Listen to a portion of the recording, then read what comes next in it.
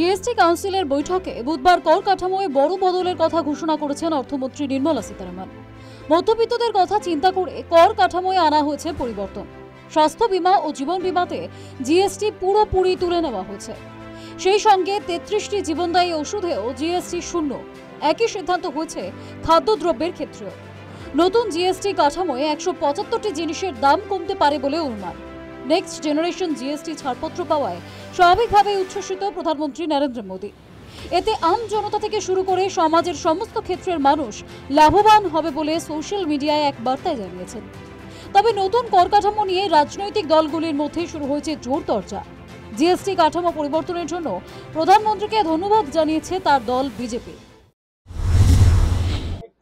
মাননীয় দেশের প্রধানমন্ত্রী নরেন্দ্র মোদীজির সরকার ঐতিহাসিক সিদ্ধান্ত নিয়েছেন। সমস্ত জিনিসপত্রের দাম এই সেপ্টেম্বর মাসে মাতৃপক্ষে আমাদের কমতে চলেছে। আমরা ভারতীয় জনতা পার্টির বিধায়কবৃন্দ বিধানসভার দক্ষিণ গেটে প্রধানমন্ত্রীকে অভিনন্দন জানালাম। আমরা মিষ্টি বিতরণ করলাম। দেশের প্রধানমন্ত্রী তার সরকার প্রতিদিনের সাধারণ পণ্য 5% স্ল্যাবে চলে গেছে।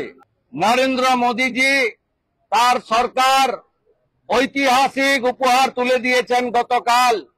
আমরা নরেন্দ্র মোদীজিকে ধন্যবাদ জ্ঞাপন করছি। যদিও জিএসটি কাঠামো পরিবর্তনের জন্য নিজেদের কৃতিত্ব নিতে চাইছে কংগ্রেস ও তৃণমূল। রাহুল গান্ধীর চাপেই এই পরিবর্তন বলে দাবি করেছে হাত শিবির।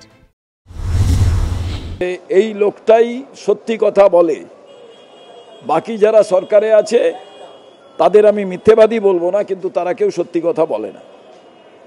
রাহুল গান্ধীর লাগাতার যদি চাপ না থাকতো, গব্বর সিং ট্যাক্স বলে পার্লামেন্টের ভেতরে না বলতো, তাহলে যারা গরিব মানুষ, যাদের মেডিক্লেমের জন্য, স্বাস্থ্য বীমার জন্য যারা আজও চিকিৎসা পান, প্রত্যেকের নাজেহাল অবস্থা ছিল। কৃতিত্ব নিতে চাইছে রাজ্যের শাসক দল তৃণমূল। মমতা বন্দ্যোপাধ্যায়ের সাফ কথা, স্বাস্থ্য ও জীবন বীমা থেকে জিএসটি হটানোর ডাক তিনিই প্রথম দিয়েছেন। তৃণমূলের চাপেই এই সিদ্ধান্ত বলে দাবি করেছেন। হেলথ ইন্স্যুরেন্স থেকে এবং ইন্স্যুরেন্স ক্লেম থেকে স্বাস্থ্যকে বাদ দেওয়া উচিত, টাকাটা কনসিডার করা উচিত। এটা আমরা ফার্স্ট লিখেছিলাম। I am proud of my party যে আমাদেরটা আজকে সবাই মানতে বাধ্য হয়েছে। ইট ওয়াজ এ অ্যান্টি পিপলস ডিসিশন। তোমরা করেছিলে, আমরা কেটে দিয়েছি। সামনে বিহার বিধানসভা ভোট। নতুন কর নীতিতে ভোটে বাড়তি সুবিধা বিজেপি পাবে বলেই মনে করছে ওয়াকিবহল মহল। আর তাতেই চাপে পড়েই বিরোধী দলগুলি কৃতিত্ব নিতে চাইছে বলে মনে করা হচ্ছে। News time.